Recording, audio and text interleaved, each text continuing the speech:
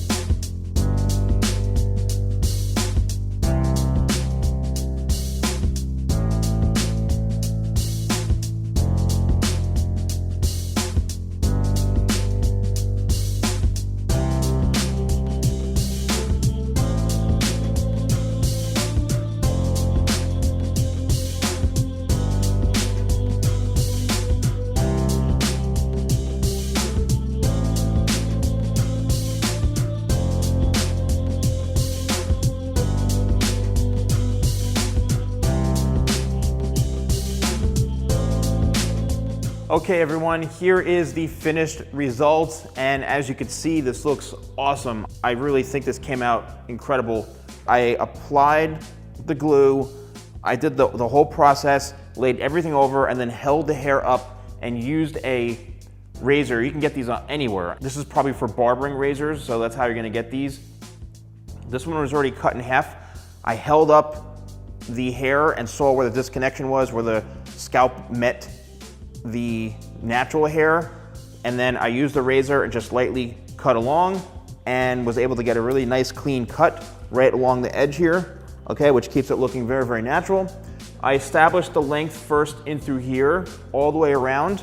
I did go a bit shorter into longer because I think it's always best to have a little bit longer in front anyway for shapes like this, because when you brush the hair back, what's gonna happen is it's gonna wanna fall forward, so you just wanna have these pieces kind of coming down. And everybody seems, or a lot of people at least, wanna know how to get the pieces or the separation, or that could be the product. Like I used my grooming hair paste to get this. That creates a little separation and a little bit of pieciness, and also using your fingers and going in and styling it like this, and really just accentuating those pieces that you wanna have stand out a little bit more. And then on this side, as you can see, really shows off that nice triangular shape, which is going shorter into longer this way. But what I did do is I did layer the top here, and you want to make sure you do create some sort of layering so that the hair has a little bit of flow to it. That's the key for this type of shape. In order to get that volume right in through this front area in through here,